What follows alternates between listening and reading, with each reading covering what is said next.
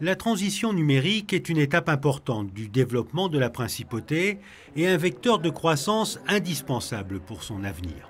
Le MDAC, le Monaco Digital Advisory Council, s'est réuni pour la première fois à Monaco au ministère d'État sous la présidence du prince Albert II.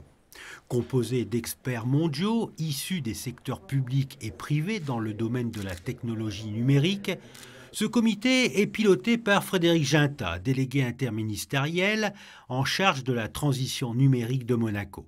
Il a pour mission principale de conseiller Monaco dans sa vision stratégique en matière de numérique et dans la mise en œuvre de ses actions. C'est un énorme défi pour la principauté parce que Monaco est spécifique, Monaco est unique et on ne peut imaginer un modèle qu'en respectant ce qu'est Monaco, à la fois des valeurs d'humanisme, des valeurs d'éthique, de transparence, une histoire, une dynastie.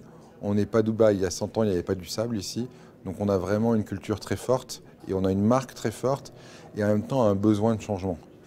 Et donc c'est vraiment la mission de ce comité d'arriver à créer un modèle qui marche les deux jambes, qui soit 100% monégasque et unique, mais qui soit aussi 100% dans un monde digital. Et si on arrive à bien réussir cette transformation, qui touchera la santé, l'économie, la finance, l'éducation, on assurera les 20 ou 30 prochaines années de prospérité pour la principauté et les emplois de nos enfants. Pendant 2 jours, c'est une dizaine d'experts qui se retrouvent pour une réunion de travail. Ils viennent de différents secteurs et de différents pays, des États-Unis, d'Inde, du Japon ou encore de France. Ils se penchent sur l'accélération de la stratégie digitale de la principauté, son élaboration et sa mise en œuvre par le gouvernement princier.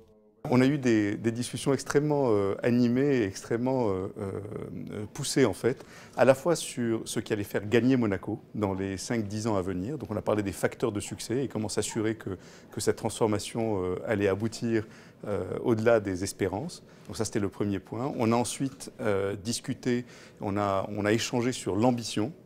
Quel pouvait être le rêve de Monaco à 5 ans et à 10 ans ce rocher digital en fait qu'on pouvait espérer dans les 10 ans.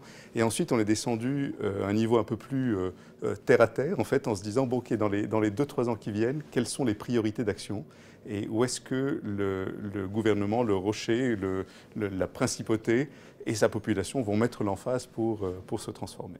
La création d'un tel comité du numérique à Monaco constitue un signal fort pour la principauté et son rayonnement international, ainsi qu'un atout non négligeable pour atteindre ses objectifs.